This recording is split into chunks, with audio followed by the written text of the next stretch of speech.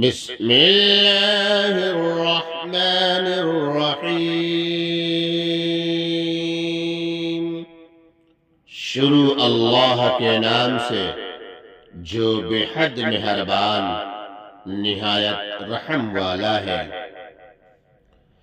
الأعراب أشد كفرا ونفاقا وأجدر ألا يعلموا حدود ما أنزل الله على رسوله والله عليم حكيم۔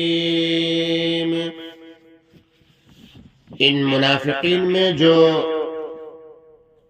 دیہاتی ہیں وہ لوگ بوجہ سخت مزاجی کے کفر اور نفاق میں بہت ہی سخت ہے، اور بوجہ بود علماء و عقلاء کے ان کو ایسا ہونا ہی چاہیے کہ ان کو ان احکام کا علم نہ ہو جو اللہ تعالیٰ نے اپنے رسول صلی اللہ علیہ وسلم پر نازل فرمائے ہیں،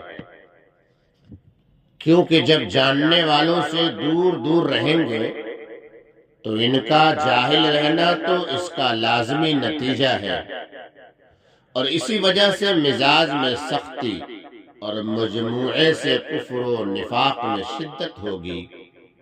اور اللہ تعالیٰ بڑے علم والے، بڑی حکمت والے ہیں، وہ ان سب امور پر مطلع ہیں اور حکمت سے مناسب سزا دیں گے۔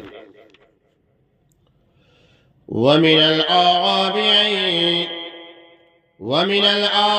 من يتخذ ما ينفق مغرما ويتربص بكم الدوائر عليهم دائرة السوء والله سميع عليم۔ اور ان مذکورہ منافقین دیہاتیوں میں سے بعض ایسا ہے کہ کفر و نفاق و جہل کے علاوہ بخل و عداوت کے ساتھ بھی موصوف ہیں، حتیٰ کہ جو کچھ جہاد و زکوٰۃ وغیرہ کے مواقع میں مسلمانوں کی شرما شرمی خرچ کرتا ہے، اس کو مثل جرمانہ سمجھتا ہے۔ یہ تو بخل ہوا، اور عداوت یہ ہے کہ تم مسلمانوں کے واسطے زمانے کی گردشوں کا منتظر رہتا ہے کہ کہیں ان پر کوئی حادثہ پڑ جائے تو ان کا خاتمہ ہو۔ سو برا وقت انہی منافقین پر پڑنے والا ہے۔ چنانچہ فتوحات کی وسعت ہوئی، کفار ذلیل ہوئے، ان کی ساری حسرتیں دل ہی میں رہ گئیں اور تمام عمر رنج اور خوف میں کٹی۔ اور اللہ تعالی ان کے کفر و نفاق کی باتیں سنتے ہیں اور ان کے دلی خیالات، اتخاذ مغرم و تربص دوائر کو جانتے ہیں، پس ان کو ان سب کی سزا دیں گے۔ وَمِنَ الْأَعْرَابِ مَن يُؤْمِنُ بِاللَّهِ وَالْيَوْمِ الْآخِرِ وَيَتَّخِذُ مَا يُنفِقُ قُرُبَاتٍ عِندَ اللَّهِ وَصَلَوَاتِ الرَّسُولِ۔ اور بعض اہل دیہات میں ایسے بھی ہیں جو اللہ تعالیٰ پر اور قیامت کے دن پر پورا ایمان رکھتے ہیں، اور جو کچھ نیک کاموں میں خرچ کرتے ہیں اس کو عند اللہ قرب حاصل ہونے کا ذریعہ اور رسول اللہ صلی اللہ علیہ وسلم کی دعا لینے کا ذریعہ بناتے ہیں، کیونکہ آپ صلی اللہ تعالیٰ علیہ وسلم کی عادت شریفہ تھی کہ ایسے مواقع پر خرچ کرنے والے کو دعا دیتے تھے جیسا کہ احادیث میں مذکور ہے۔ ألا إنها قربة لهم سيدخلهم الله في رحمته إن الله غفور رحيم۔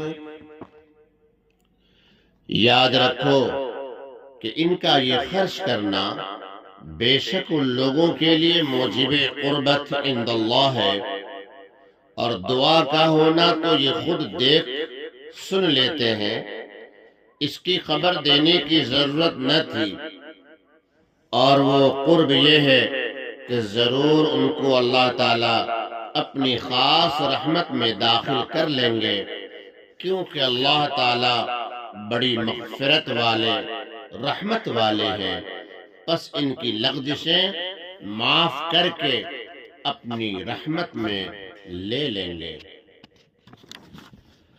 والسابقون الأولون من المهاجرين والأنصار والذين اتبعوهم بإحسان، اور جو مہاجرین اور انصار ایمان لانے میں سب امت سے سابق اور مقدم ہیں، اور بقیہ امت میں جتنے لوگ اخلاص کے ساتھ ایمان لانے میں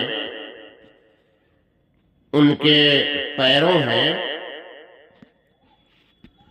رضی اللہ عنہم ورضوا عنہ وأعد لهم جنات تجری تحتها الأنهار خالدین فیها ابدا۔ اللہ تعالیٰ ان سب سے راضی ہوا کہ ان کا ایمان قبول فرمایا، جس پر ان کو جزا ملے گی، اور وہ سب اللہ تعالیٰ سے راضی ہوئے کہ اطاعت اختیار کی، جس کی جزا سے یہ رضا اور زیادہ ہوگی۔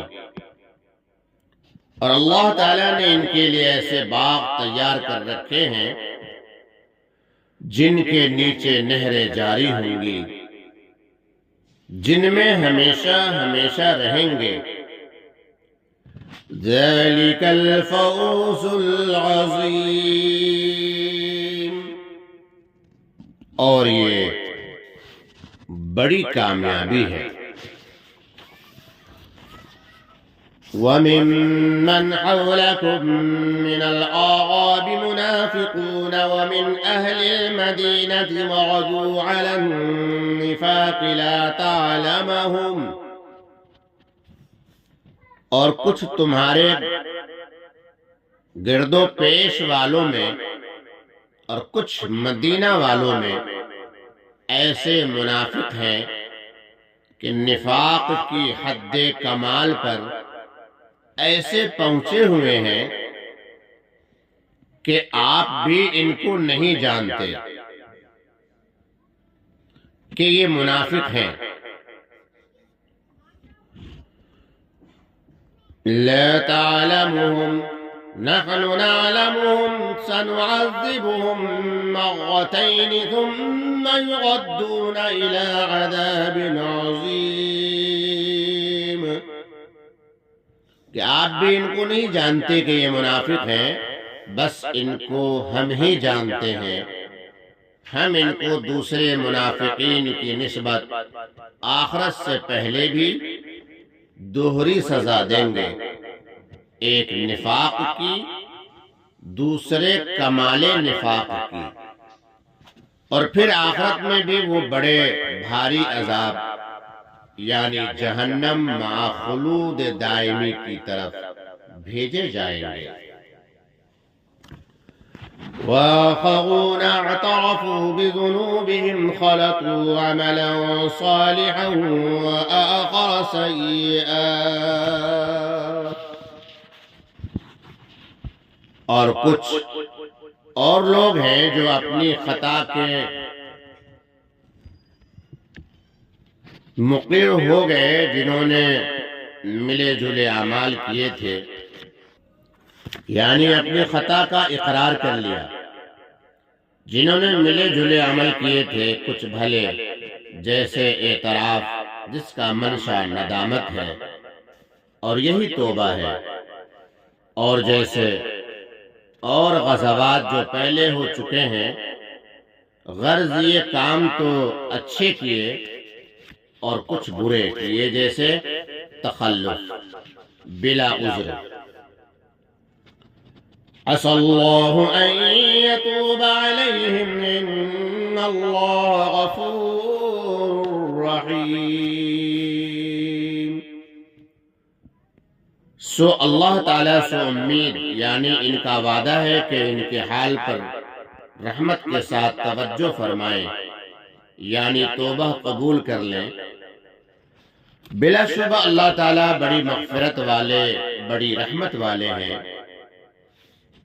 جب اس آیت سے توبہ قبول ہو چکی اور وہ حضرات ستونوں سے کھل چکے تو اپنا مال آپ صلی اللہ تعالی وسلم کی خدمت میں لے کر آئے اور درخواست کی کہ اس کو اللہ تعالیٰ کی راہ میں صرف کیا جائے۔